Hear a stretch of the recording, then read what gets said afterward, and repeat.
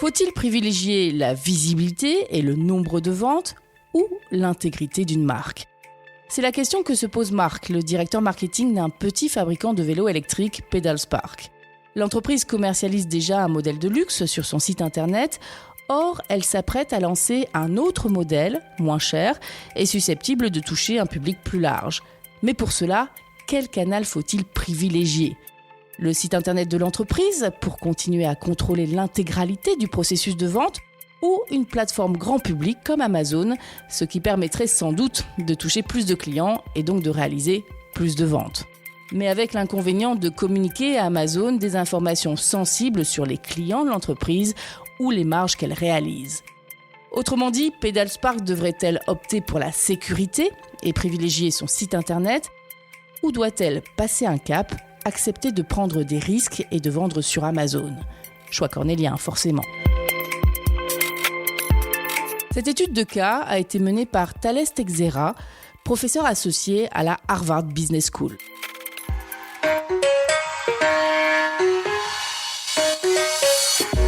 Le choix le plus pertinent. Juste que tu prennes une bonne décision. Pas prendre de risques. Si tu parles du problème à calmer, la décision influencera ta décision.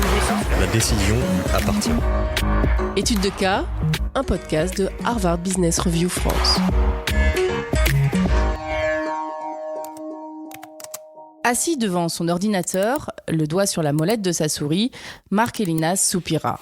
Face à lui, des rangées et des rangées de vélos électriques, des plus chers aux plus improbables, semblant tenir debout par miracle. Tous les styles, tous les prix, réunis sur un seul et même site de vente aux options infinies ou presque, Amazon. Directeur du marketing de Pedalspark, un petit fabricant de vélos électriques haut de gamme, Marc s'interrogeait sur la stratégie à adopter pour commercialiser le dernier né de la marque. Le marché du vélo électrique avait littéralement explosé au cours des dernières années et ne montrait aucun signe d'essoufflement. Le vélo emblématique de Pedalspark, un modèle de luxe à 4 000 $, disponible exclusivement sur le site web de l'entreprise, se vendait bien et figurait ici et là parmi les meilleurs vélos électriques. La marque s'apprêtait à lancer un modèle d'entrée de gamme, moins cher, et espérait toucher un public plus large. La bicyclette ciblait les consommateurs sensibles au prix, disposés à sacrifier certaines caractéristiques, comme la durée de vie de la batterie et la puissance du moteur, pour payer moins cher. 2 ans auparavant, Pedalspark avait convaincu Marc de quitter son poste de responsable marketing d'une marque de vélo pour enfants, exclusivement distribuée sur son propre site. Les compétences et l'expérience de Marc avaient fait merveille avec le premier modèle de Pedalspark, et aujourd'hui, il était enthousiasmé par le défi que représentait la commercialisation du nouveau modèle sur un marché de plus en plus encombré. Restait à choisir une stratégie. Ces 2 subordonnés directs n'étaient pas d'accord sur l'approche à retenir. Jenny, la directrice commerciale, favorable aux approches plutôt agressives, voulait vendre le nouveau modèle sur Amazon, qui comptait, comme elle disait, quelques clients de plus que le site de Pedalspark. Mais Tamar, la manager produit qui avait récemment rejoint l'entreprise, craignait que le produit ne soit pas suffisamment visible sur Amazon.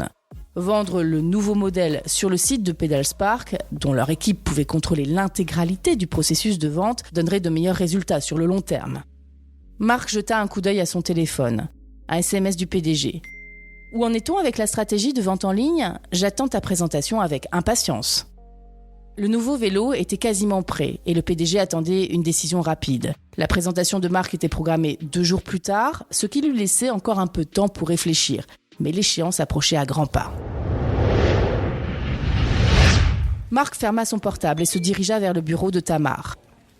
La porte était ouverte. Il frappa et avança la tête. « Salut, tu as 1 minute ?» Tamar leva la tête et ajusta ses grosses lunettes. « Bonjour Marc, qu'y a-t-il ?» Il s'assit en face d'elle. C'est à propos du nouveau modèle. Dans les réunions avec Jenny, j'ai eu l'impression que tu ne disais pas tout. Nous devons prendre une décision et j'ai besoin que tu me dises ce que tu ne me dis pas. Elle prit une profonde inspiration. « Marc, je suis encore nouvelle ici et je ne veux pas faire de vagues. Mais je pense vraiment que vendre sur Amazon serait une très mauvaise chose. » D'accord, mais pourquoi ? Dès l'instant où nous mettons la bicyclette en vente, Amazon commencera à siphonner des informations sur nos clients, nos marges et le potentiel du marché. Et si jamais ils décidaient de se lancer eux aussi dans le vélo électrique, nous leur donnerions sur un plateau toutes les données dont ils ont besoin pour nous écraser. Je sais qu'être vigilante fait partie de ton travail, mais tout de même, est-ce que tu ne serais pas un peu paranoïaque ? Pose donc la question à Martha, avec qui j'ai fait mes études. Qui est-ce ? Il y a quelques années, Martha était l'heureuse PDG et fondatrice d'une start-up florissante. Elle avait eu l'idée d'un nouveau type de support pour tablette. Elle avait mis au point son prototype, trouvé un fabricant en Chine, soit 1 an de travail. Puis elle avait mis son produit en vente sur Amazon. Et aujourd'hui, Martha est l'ancienne PDG d'une entreprise qui n'existe plus. Eh ben, que s'est-il passé ? Pendant 1 an environ, le produit a recueilli d'excellents avis. Il se vendait bien, à $40 pièce. Au moment de la rentrée scolaire, elle en écoulait quelques milliers par mois. Et puis des copies ont fait leur apparition et se sont multipliées. Martha a résisté comme elle a pu. Elle s'est plainte à Amazon, en pure perte naturellement. Sur ce, Amazon Basics a lancé son propre support de tablette. Il ressemblait beaucoup au sien, avait juste ce qu'il fallait de différence pour éviter un procès. Et il coûtait 2 fois moins cher. Ouais, cela dit, les vélos électriques sont des produits beaucoup plus complexes que les supports de tablettes. Quelles sont les chances qu'Amazon crée un jour le sien ? Les lèvres de Tamar se retroussèrent en un petit sourire. Je n'en sais rien, mais si nous nous retrouvions en concurrence avec Jeff Bezos, sur qui parierais-tu ? Selon les analystes, les produits de MDD d'Amazon totaliseront un chiffre d'affaires de 25 milliards de dollars en 2022. Marc frémit. De quoi vous couper l'appétit avant le déjeuner. Comment évalues-tu nos chances face à la concurrence existante ? Nous avons de très bons vélos, c'est incontestable. Mais sur Amazon, la qualité ne suffit pas. Quel que soit ton produit, il existe toujours une version moins chère et c'est généralement celle que les gens achètent. C'est une guerre des prix sans fin, où tout est permis. Je ne pense pas que ce soit l'image que nous voulions que les consommateurs aient de notre marque. Acquiesçant de la tête, le directeur du marketing se passa la main sur le menton. Excellente remarque avec laquelle je serais plutôt d'accord.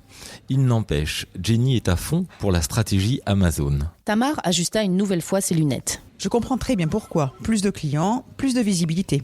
Cela pourrait effectivement doper nos ventes sur le court terme, mais sur le long terme. Si les consommateurs achètent le nouveau modèle sur Amazon, seront-ils fidèles aux fabricants ou au site de vente ? Nous avons bâti la marque Pedalspark en vendant le vélo de luxe sur notre site. Pourquoi changer une équipe qui gagne ?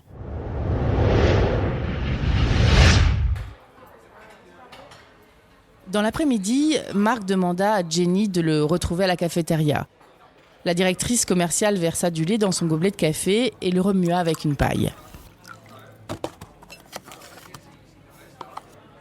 Amazon, Marc, tu connais mon avis. Et toi, t'en penses quoi ? Je ne sais pas. Vendre le vélo sur Amazon est une stratégie très risquée, mais qui présente aussi pas mal d'avantages. Oui, je suis contente que tu t'en rendes compte. Amazon Prime a plus de 100 millions de membres et le chiffre est en augmentation constante. Imagine les ventes si une fraction d'entre eux seulement achetaient le nouveau vélo. Et imagine combien le feront si la livraison en 2 jours est possible. Une consommatrice décide de s'acheter un vélo électrique le mercredi et bam, le vendredi, elle part se balader avec. Les possibilités sont infinies. Oui, on peut imaginer beaucoup de choses, Jenny. Mais sommes-nous prêts à traiter des volumes plus importants et une fenêtre d'approvisionnement plus étroite ? Le délai de livraison des commandes passées sur notre site est de 15 jours. Je ne voudrais surtout pas que nous fassions une promesse que nous ne pourrions pas tenir, qui plus est à autant de nouveaux clients. Mais c'est ce qui fait justement l'intérêt d'Amazon. Nous avons le choix. Je sais que j'empiète sur tes plates-bandes, mais écoute, nous pouvons vendre nos produits à Amazon pour qu'ils les revendent ou vendre nos vélos nous-mêmes et laisser Amazon se charger du stockage et de l'expédition. Ou encore, on peut imaginer les faire référencer sur Amazon et les expédier nous-mêmes. Tu défends toujours les petites expérimentations contrôlées. Alors essayons et voyons ce que ça donne. Si ça fonctionne pas, nous changerons d'approche et nous nous adapterons en apprenant. Elle sourit. Tout le monde dans l'entreprise s'accorde à dire que notre nouveau produit est formidable. Tout ce que je veux, c'est le faire découvrir au plus grand nombre de consommateurs possible. Oui, il y a 3 options, mais aucune ne nous laisse beaucoup de marge de manœuvre si les choses tournaient mal. Il serait sans doute possible d'agir un peu sur le prix, mais nous ne pouvons pas le baisser énormément si nous voulons gagner de l'argent, sans compter que cela pourrait donner une image bas de gamme de la marque. Notre vélo, me semble-t-il, mérite un positionnement plus élevé. Même les marques de luxe présentes aujourd'hui sur Amazon ont hésité très longtemps avant de franchir le pas, et ce serait une bonne idée de nous demander pourquoi.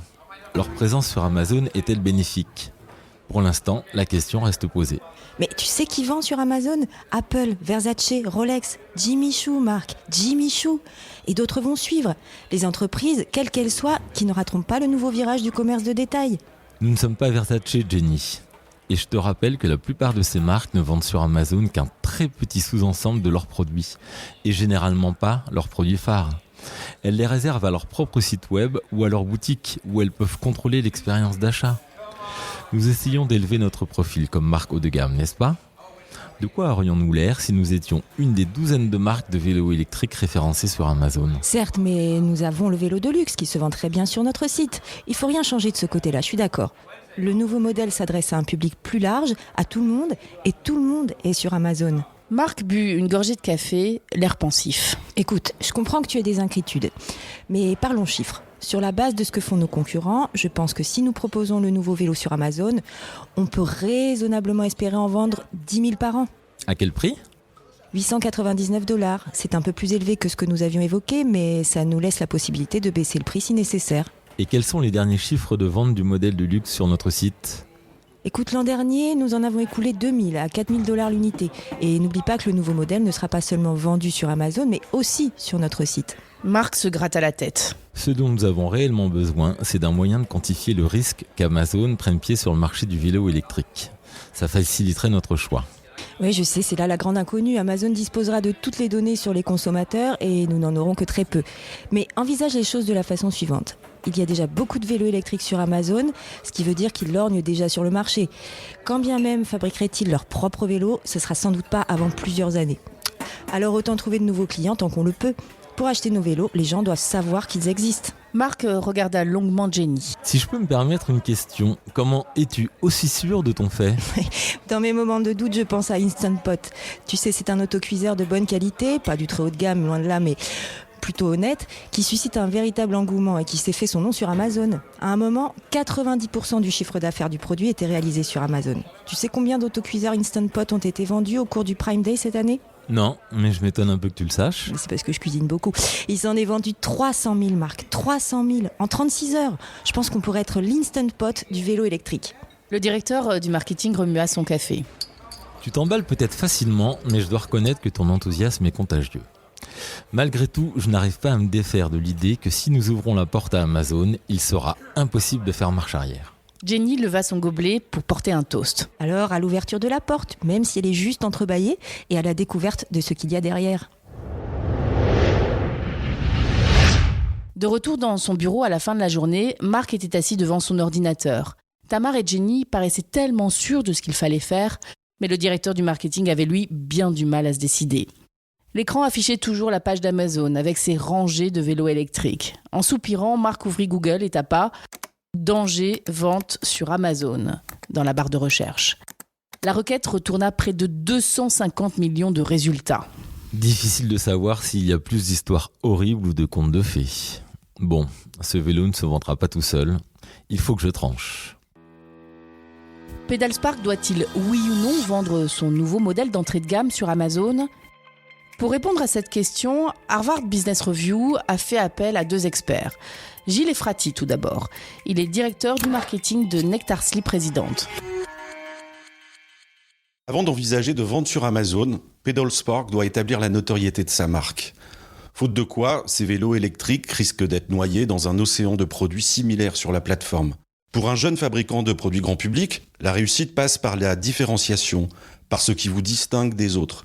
Sur son propre site, Pedalspark contrôle l'expérience de l'utilisateur, maîtrise le processus de vente.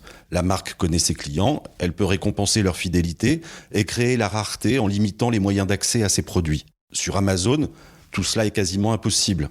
De nos jours, la plateforme est le navigateur de recherche de produits. Les consommateurs la plébiscitent parce qu'elle leur permet de comparer les produits avant d'acheter, que le processus de paiement est simple, le service client réactif et le service de livraison rapide et bon marché. Mais les consommateurs sont fidèles à Amazon, pas nécessairement aux marques qu'ils y achètent.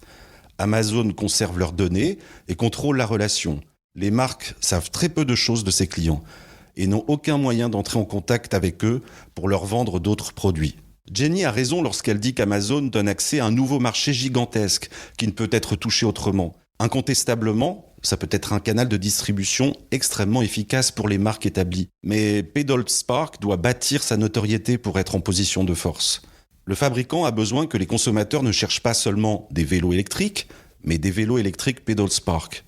Les marques haut de gamme peuvent vendre sur Amazon parce que les gens cherchent un iPhone ou des lunettes de soleil Versace. Les clients ne se contentent pas de naviguer au hasard des catégories. En revanche, des startups comme Warby Parker, Bonobos et BarkBox ont eu plus de succès avec des ventes directes. À Nectar Sleep, mon entreprise, nous avons commencé à vendre certains de nos matelas haut de gamme sur Amazon. Mais nous avons attendu que notre marque soit suffisamment forte et reconnue pour le faire.